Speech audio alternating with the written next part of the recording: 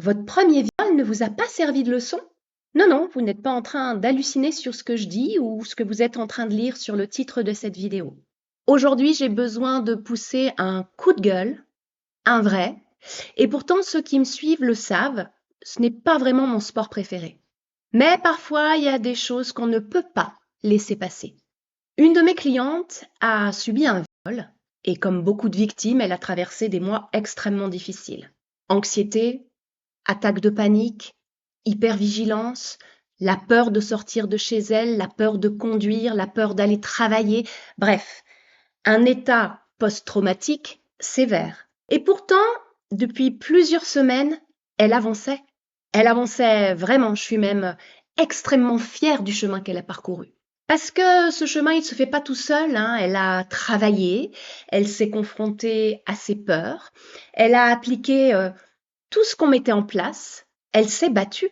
Et comme je ne travaille pratiquement jamais seule dans ce genre de situation, je lui avais conseillé de revoir sa psychologue, mais aussi de revoir son médecin traitant, pour avoir davantage de soutien. Elle y est allée. Et voilà ce que son médecin lui a répondu. Et je vais reprendre les mots exacts. Je ne comprends pas. Votre premier viol ne vous a pas servi de leçon? Il a fallu qu'au bout d'une semaine, vous couchiez avec un inconnu, mais maintenant, vous repartez de zéro. Je vais être très claire. Quand j'ai entendu ça, j'ai halluciné. Parce que derrière ces mots, qu'est-ce qui est réellement en train de se dire en fait? Votre viol ne vous a pas servi de leçon. Mais une leçon de quoi exactement? Qu'elle ne devrait plus faire confiance? Qu'elle ne devrait plus avoir de vie affective? Qu'elle ne devrait plus avoir de sexualité? Qu'elle devrait vivre dans la méfiance permanente? Et surtout, qu'est-ce qu'entend une victime quand on lui dit ça? Elle entend, t'aurais dû savoir, t'aurais dû faire autrement, t'as pas appris, t'es responsable en fait. Parce qu'il faut arrêter de tourner autour du pot, hein. Le message implicite, c'est celui-là, hein.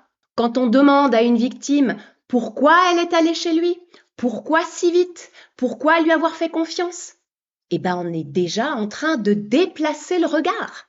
On ne regarde plus l'auteur des faits, on regarde la victime. Et ce déplacement, il est extrêmement dangereux. Parce que la plupart des victimes portent déjà cette culpabilité. Alors, je vais être très honnête aussi avec vous, quand ma cliente m'a raconté qu'elle avait déjà été violée une première fois, avant celui dont je vous parle aujourd'hui, pendant une fraction de seconde, j'ai pensé « Oh attends, il y a peut-être quand même quelque chose qui va pas chez elle. » Une fraction de seconde. J'ai eu honte de ma pensée.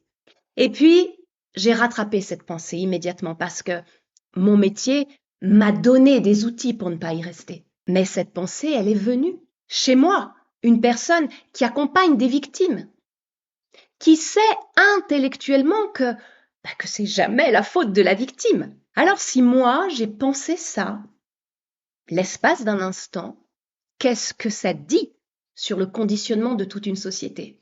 Ce n'est pas quelque chose qu'il y a chez elle, ce n'est pas un pattern, ce n'est pas un signe, c'est juste qu'il existe énormément d'hommes qui violent et que statistiquement, certaines femmes croisent leur route plusieurs fois dans une vie. Voilà tout. Elles se demandent, j'aurais dû voir, j'aurais dû comprendre, j'aurais dû partir au bon moment, j'aurais dû me méfier, j'aurais dû dire non encore plus fort, j'aurais dû. Elles portent déjà ça tous les jours, parfois toutes les nuits.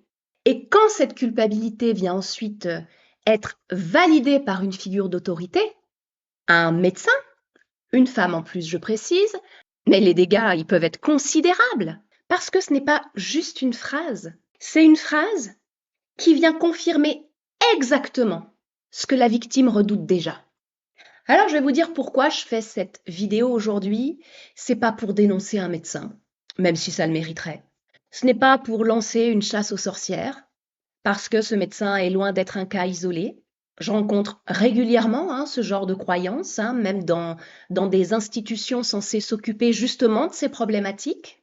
Mais c'est ça qui me met en colère. C'est cette accumulation, le fait que même chez les personnes censées protéger, accompagner, soutenir, eh ben, il reste des croyances, mais qu'il faut absolument déconstruire de toute urgence. C'est pour toutes les victimes qui ont déjà entendu ce genre de phrase. Alors, si un professionnel vous dit ça, ou même si un proche vous dit ça, si quelqu'un vous dit ça, non, non, non et non.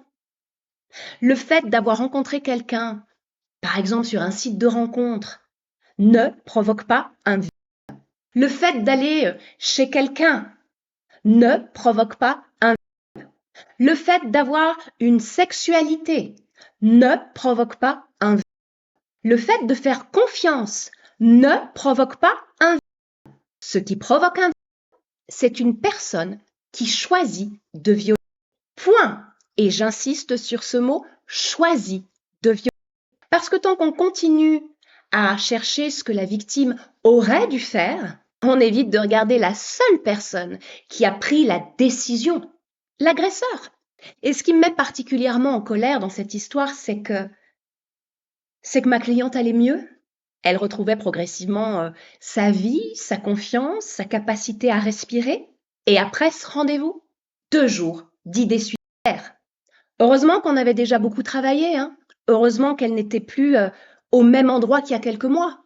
Mais combien de victimes repartent seules avec ce genre de phrase en pensant finalement, ouais, c'est moi le problème. Alors si quelqu'un t'a déjà fait porter la responsabilité de ce que tu as subi, je voudrais vraiment encore une fois que tu entendes ceci. Tu peux analyser tes choix, tu peux comprendre ton histoire, tu peux apprendre à mieux te protéger, mais rien de tout ça ne transforme un viol en responsabilité de la victime. Une victime n'a pas besoin qu'on lui explique ce qu'elle aurait dû faire. Elle passe déjà beaucoup trop de temps à se le répéter elle-même. Elle a simplement besoin qu'on l'aide à retrouver ce qu'elle a perdu, sa sécurité, sa confiance, sa dignité.